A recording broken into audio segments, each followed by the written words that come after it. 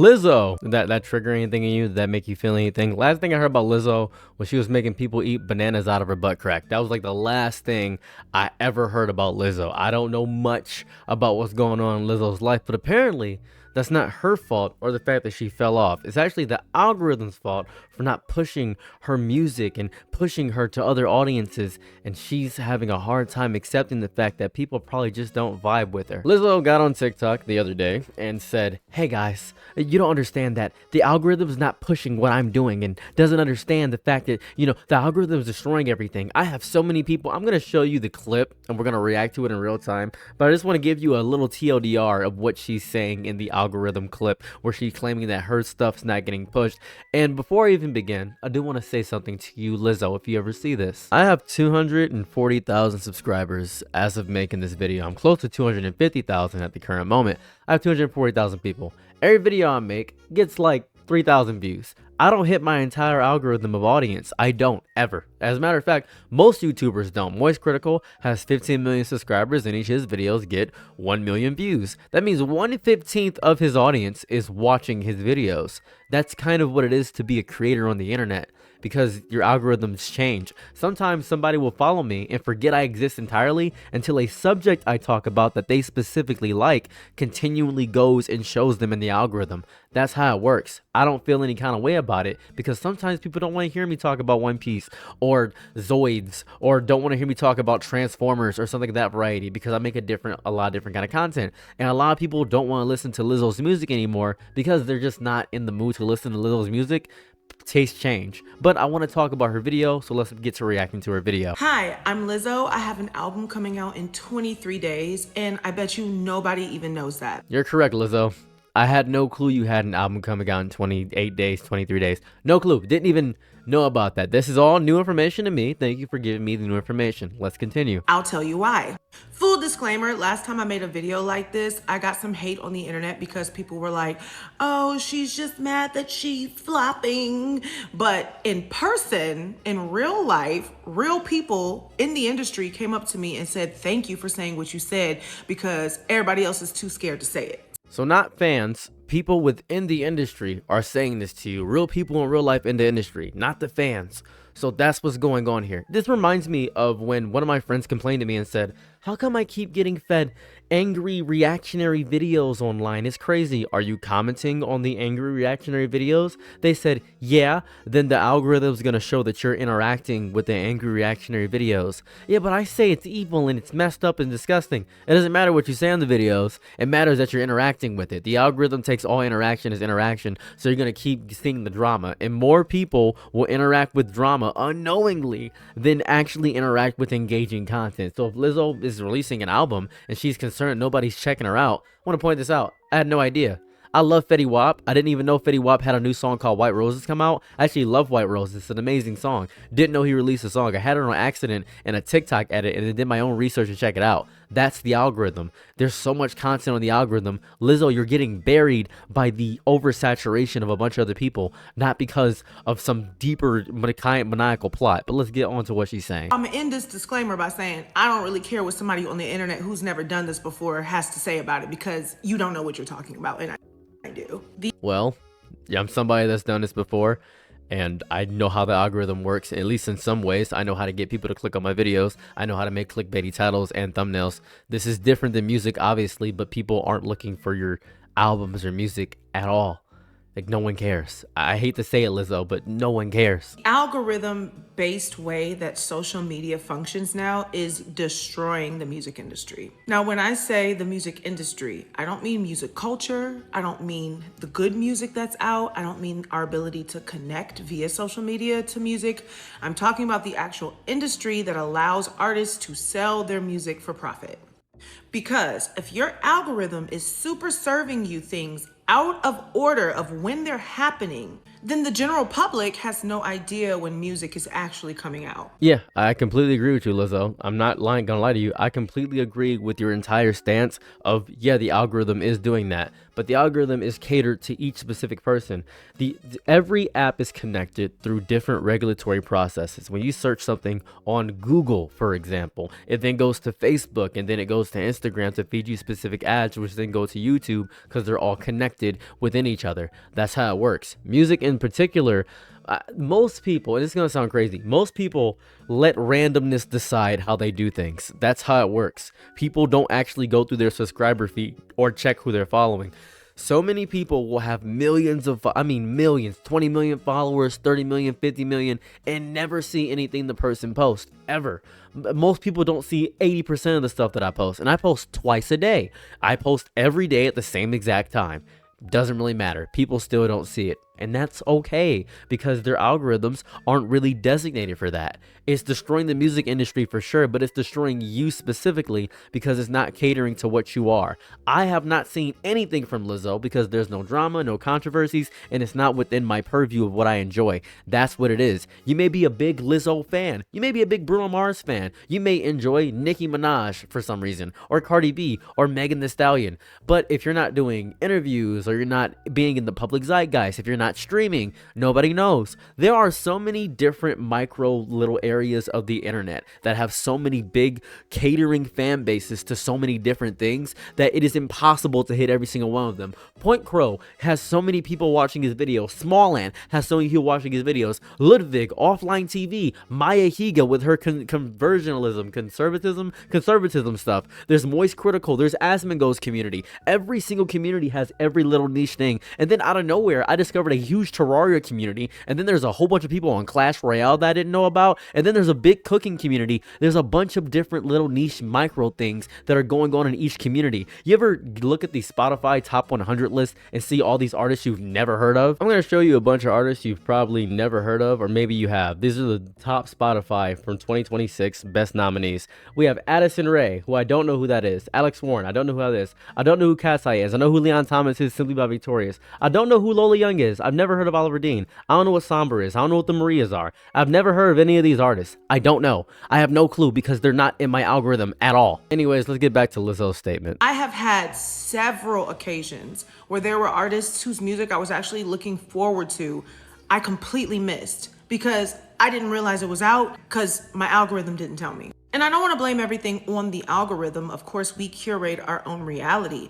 However, back in the day, which was maybe even just 5 years ago, we used to get things chronologically. Because of streaming and social media and our post-COVID chronically online society, most of music marketing is online. Not to mention budgets are therefore music marketing relies heavily on social media. But now, ever since the algorithm has been showing us things out of order, baby, there's actually no way to successfully promote an album where everyone knows your album is coming. Oh, that's not true. That's not true at all.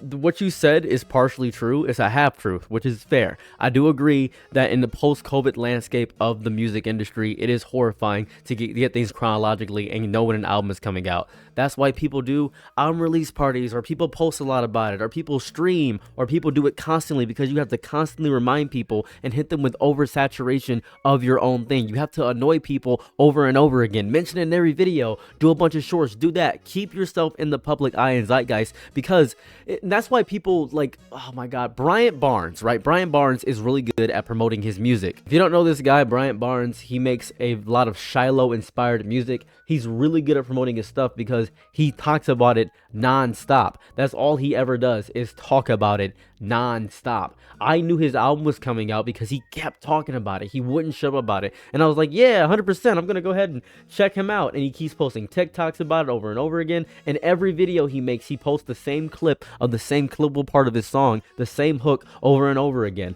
I discover music that way. That's how it works. You have to constantly, and I do mean constantly, badger people about what you're making over and over again. That's how people know about it, because there's so much information online. You cannot just say, hey, I got an album coming out. Hopefully you guys see it, but you have to continually, over and over again, hopefully bring it out, bring it out, bring it out over and over and over and over and over again. It is a constant battle with everybody, because Lizzo, you're not even in the top 20 artists on earth right now. You are competing with people that are doing this religiously. You are also competing with people that want to take a stint in the music. You're competing with hundreds of thousands of people. You're competing with meme artists. You're competing with people that have better marketing than you, people that are more creative than you, people that just go crazy, Instagram musicians. You're competing with Facebook musicians. You're competing with everybody, Lizzo. But the fact that you are complaining about the fact that it's not chronological is a moot point over the grand scheme of the fact that you have to continually do it. You must do this like a psychopath, or else you're going to get nowhere. That is the goal of content creation, to do this to an extent where it's nonsensical. If you have to start artificial drama, artificial beef, or doing something of that variety to do so, then you must do that. You have to be good at marketing, and to be good at marketing, you got to be good at manipulation. Lizzo, you're not good at it. That's why I have not heard about you until this thing, and because people are dogging on you right now, you're back in the public zeitgeist. That's what's happening. Now, mind you, when I say everyone knows your album is coming, that doesn't mean whether they care or not that it's coming. Believe it or not, once upon a time, there were artists who were just the biggest on the planet who everyone knew their album was coming, whether they were gonna buy it or not. It was ubiquitous. Where it bites me in the ass is I have a private page. I have a private page with over 280,000 people who follow me because they support me, because they love me. But even when I post on that page, I'm not hitting their algorithm. And this is going to be harsh to hear, Lizzo. I need you to look me in the eyes when I say this. I need you to see my eyes when I say this. Because you're boring. Because no one cares about what you have to say. And that's okay. Because you're not eliciting something in them. Because you're not getting them in that first 3 seconds. That's what's going on. The only reason I am watching this video is because it was on Twitter and it had 1 million views. Because I'm stupid. I saw people dogging you and I wanted to click on it because I love drama. I'm a drama fiend. I'm a fiend for drama. I love witnessing it. It is so fun for me. It is what gives me joy on this earth, and that is what I like doing. And the only reason I'm even making this video is because it is drama filled. That's it. That's the whole purpose of this entire video, and to show you that this is what people click on.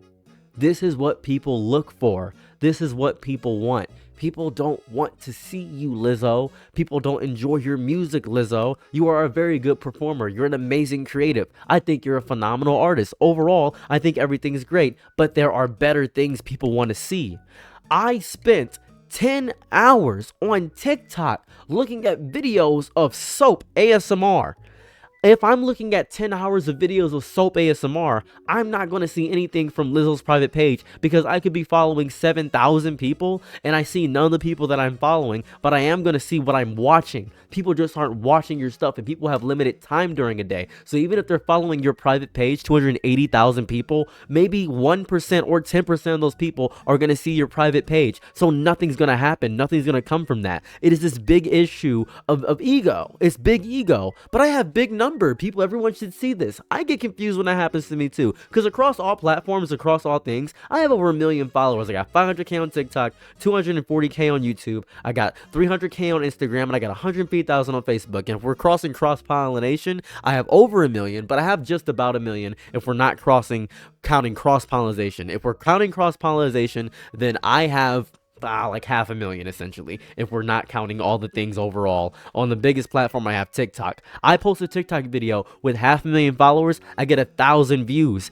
because I'm not entertaining enough on TikTok. I'm not good at short form content in that variety. I don't get to get my full word and speech out there. Lizzo, you're complaining because you are not as entertaining as the other guy. That's what's happening. That's the biggest thing. And I get it. It's hard. It's difficult. You are trying to bring this issue to the forefront to talk about it. But people curate their algorithm. You said so before. People aren't seeing your stuff even if they follow you. They gotta turn on all notifications, and even then they don't see it because you're on TikTok, dude. You're on Instagram. You're on a fast-paced, nonsensical thing. You know how many people on Instagram have like thousands and millions of followers who I've never heard of in my entire life? They just exist in these microcosms because they have all these people who saw them once and then got big off it. People still recognize me for my colorful hair. People still recognize me for certain things. I know certain people based based off one video when they post every single day because it didn't hit my algorithm. That's the reality of how it is nowadays. People are comfortable with it because it's curated content. I built this FYP brick by brick. My algorithm has blessed me. People are so satisfied with the algorithm right now. They love it. They love the slop. This is so good. This is exactly what I was looking for. I have nothing on my YouTube page. There is nothing but cooking videos, and I am overly satisfied by that. I say, oh, this is great. It's mama recaps and cooking videos. That's it. That's all I want to watch. That's all I want to see. I don't care about Lizzo. I want to point this out. I follow you, Lizzo. I follow you. I don't get anything from you because I don't care about what you're saying. Nothing is entertaining that you do. Nothing. I have 280,000 people who want to buy my album, who want to see me on tour.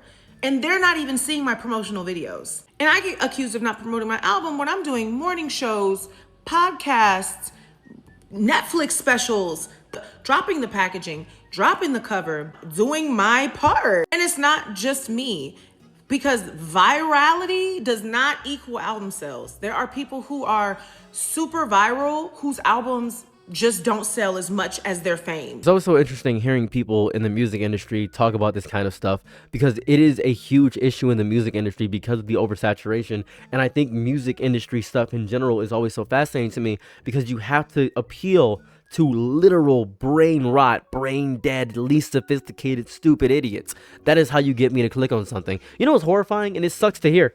I'm never going to buy an album, by the way. I want to point that out. I'm never going to buy an album. I can listen to everything for free on YouTube, basically. But I know choruses more than actual songs.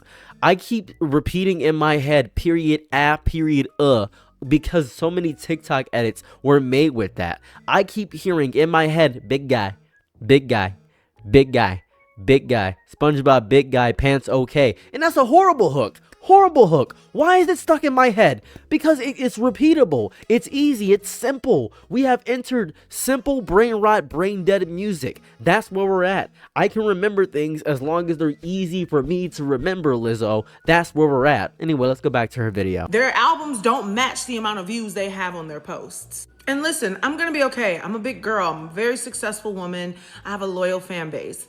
I'm saying this to bring awareness to where we're headed. It is deeply concerning, you guys. Fans are not even aware that their favorite artist is releasing music. And they're doing everything they need to do to keep up with their favorite artists. They follow them. Something has got to give about this, but you know what? What do I know? I'm just a girl. My album Bitch is coming June 5th, and if you didn't know, now you know. Lizzo, I'm not gonna lie to you. I'm horribly not interested in your music. Also, I'm just not interested in your music. You know what sucks to me, right? It's the issue of when you're good at one thing, right? I am really good at talking. That's all I got. Like, it's pretty much the ends there, begins and ends at me speaking. That's pretty much it. I'm great at it. That's all I got going on, realistically. Everything else I'm very subpar at. That's where I'm at. I got talking down to a degree.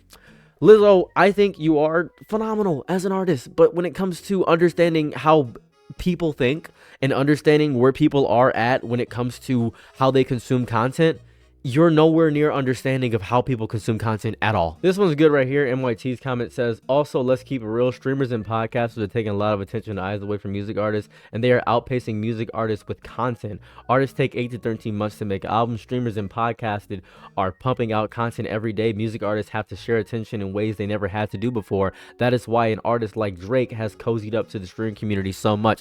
And that's so real. That's fair. I mean, demand for her music is not there. Tour tickets will not sell, and I don't know, she doesn't seem that relevant anymore. Some people fizzle out after a few years and some people never do, like Gaga, for example. If she made good music and had a big enough fandom, an algorithm isn't stopping anything. LOL. And she's already invalidating anyone that doesn't agree with her. She may be right too, but it doesn't apply to her case. I think that's the part that gets me the most. She is correct. She is so, it's not even that she's incorrect about a lot of what she's saying. It's just, it really doesn't apply to her because, oh my God, I can't, this is gonna sound horrible to say, I can't name a single Lizzo song, and my reality is not the objective reality for everybody else. There may be a huge Lizzo stan in the comments right now stating you just don't understand Lizzo, she's uplifting and body positive and all this stuff, and I agree, body positivity is outstanding. I think being comfortable in the body that you're born with, or being comfortable in the body that you are dealing with, is impressive and important, and I want to give credence to that because she is a huge figure in the body positivity movement, not the fat acceptance thing that people keep saying it is. I'm saying body positive, happy in any body you have, whether you have one leg, whether you have a big upper shoulder, whether you're shaped like a backwards Dorito, it doesn't matter. Being happy in the body that you have, that's the point of the body positivity movement, to be happy in the skin that you exist in and don't feel shamed for existing in the skin that you have. Lizzo is a huge component of that, and I always applaud her for what she has done for the body positivity movement, but she is just not relevant in any capacity anymore. I have no interest in anything Lizzo does. You know, an artist I always see on my algorithm consistently and constantly, BB No Money. BB No Money is the only artist I continually see over and over again because he does not shut up. Oh my god. BB No Money, if you ever see this, proud of you. You're amazing. Good for you. I never ever don't see you. You are always popping up over and over again. I'm on your page right now, but you're doing cosplays. I'm big in the cosplay community. You're doing this stuff. I see you as Gojo going crazy. I see you as Pomni. I have seen you, BB No Money, more for non-music stuff, but people use your music and you commission a bunch of artists because you're actively chronically online, dude. You are chronically online all the time. So I'm gonna give my entire thoughts about the entire Lizzo situation in this little rant here. Being a musician nowadays is obviously being in a hostage negotiation system against the algorithm that is perpetually you have used to actually get things. It is so different because you can become a musician without any labels or branding attached. You don't need to be on the radio at all in any capacity. One of my favorite artists is Ren. He made a 8-minute song that I love indefinitely, and he is not behind any labels in any capacity. Very niche artist. Another artist I love is Overpaid. Overpade. Overpaid is crazy. An artist at the end of this video that I always push is Taraj. Taraj. He's a great artist too. He's a local musician and he's outstanding. I use his music because I have a tight-knit relationship with him where I can use his music without him copyright striking me. Because right now, in this day and age of TikTok and short form content, you are not just making songs anymore. You are feeding a machine that punishes silence like silence is a crime against humanity itself. The internet was trained by audiences to expect permanent emotional availability from artists like they are Tamagotchis all the time. You just gotta check it out. A song used to come from sitting with your emotions. Now it comes with analytic trends, engagement spikes, stitch reactions, 30-second hooks, fake authenticity, and somebody in a Discord server saying, bro, if you change the beat drop to sound more TikTok coded, this will blow up, bro. This will be crazy. The internet rewards evolution while simultaneously punishing genuine change. Stay the same, people call you washed and making the same kind of music. Grow, people say you abandon your roots. Experiment, they call you pretentious. Simplify, they call you lazy. Artists end up getting trapped inside this weird psychological treadmill where every release feels like less self-expression and more like a deep public trial from every single person that comes in. Thousands of people who have never touched an instrument in their lives decide whether your soul still deserves relevance. I have touched 2 instruments, the ukulele and the cajon, which is a percussion instrument. That's all I got on me. Imagine trying to create while constantly hearing the phantom noise of invisible opinions before the song even exists. The pressure rots people from the inside out. Literally, you can watch it happen. Lizzo is freaking out because 280 people follow her, but she's not getting 280 views or 280 album sales because they're just following you. That's it. That means nothing. The number means nothing. It means 0 things. I see this so often when I have 1/4 of a million people here. I have 1/4 a million people here. I don't get 1/4 a million views on every video. If I did, life would be great, but that's not how the algorithm or any YouTube channel has ever worked. You don't see Mr. Beast getting his entire subscriber count on every single video. You don't see Moist Critical getting 15 million views on every video. That's not how it works. It depends on what people want to watch. Everything is online now. Musicians are expected to be constant creators 24 hours a day on top being artists, make music, edit clips, reply to comics, understand memes, follow trends, maintain parasocial relationships, stream occasionally, tease snippets, look attractive while pretending not to care about looking attractive, remain mysterious while uploading your breakfast to Instagram stories.